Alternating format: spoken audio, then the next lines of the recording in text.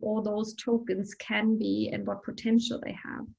But the whole idea is that I think we've come to a phase in the internet and digitalization where we realize that there's still blind spots that we, for one reason or the other, can't cover. And to me, blockchain then is the infrastructure of the future, and it's simplifying a lot of things. And to most people, that's counterintuitive. But if you think about it, a shared common infrastructure that's safer and that's easier to share with anyone from a company to a client to a machine is something that first and foremost simplifies things.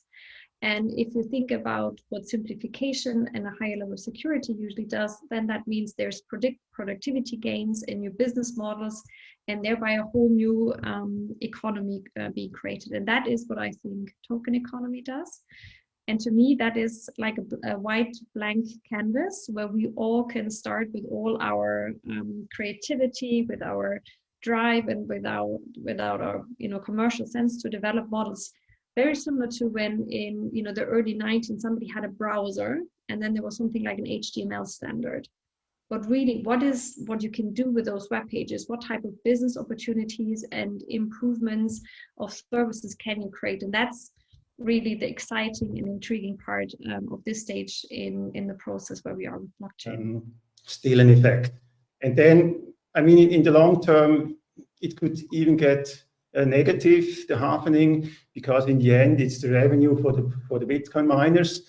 And if the revenues are cut in half, that's usually not so good for someone. And it was intended originally that the transaction fees of the Bitcoin protocol will compensate for that. But because Bitcoin is evolving into a store of value, only few transactions are made, and therefore the collected transaction fees on the Bitcoin protocol are low. And so we don't think that in the end we will have 21 million Bitcoins, but we think it will be more. And probably that is not a catastrophe, maybe only when it is published the first time, but I think it will not be after this happening here. And last but not least, energy consumption, in our view, this is a problem for Bitcoin. It already uses twice the amount of whole Switzerland annually. And if you expect, for example, a tenfolder in the next bull run, then the energy consumption, we estimate, would be around the whole of Western Europe. And there will be a time when there will be a lot of pressure from the regulators or the authorities, but also from a reputational point of view, we think usually these are the young ones that use the Bitcoins. And we know that the young ones get greener and greener because they care about their future. So we think Bitcoin will not be the star performer from now on, and we like smaller tokens or altcoins. If only you had a friend out here who would explain what was about to come before your very eyes. You know what's interesting these days? Bitcoin. Look for Bitwise, my friends. Again. Look at the vibe. Look at the vibe. Look at the music. If only you had a friend. I can't figure it out. Can you see him? I can't see him.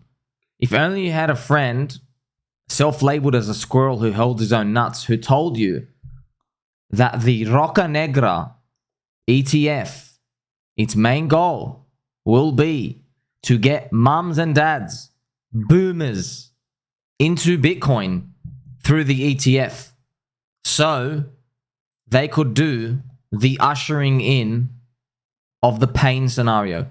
My friends, what is the pain scenario? The pain scenario, the dark prophecy, would be where you get mum and dad, all these boomers, into Bitcoin through the ETF, and then you cut the bull market early. They were promised 100,000 and beyond.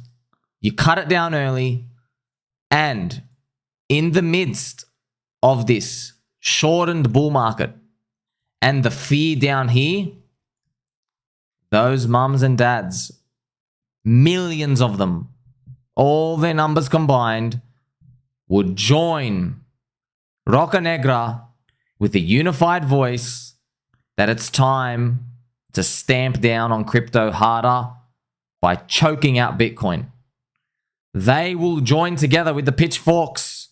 They will say, hey, this whole thing's a scam. You told me it was going to $100,000. I used my savings to buy the top.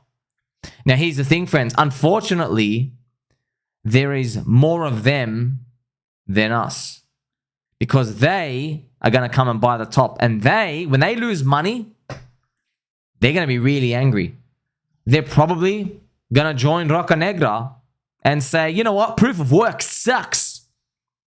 What, you think Roca Negra isn't going to push out this trash, fake snake oil type of news articles and media attention to say, you know, it was those miners who were dumping. If Bitcoin went to proof of stake, you wouldn't have to worry about all that mining going on and all those dumping. They'll throw up any narrative, whatever sticks.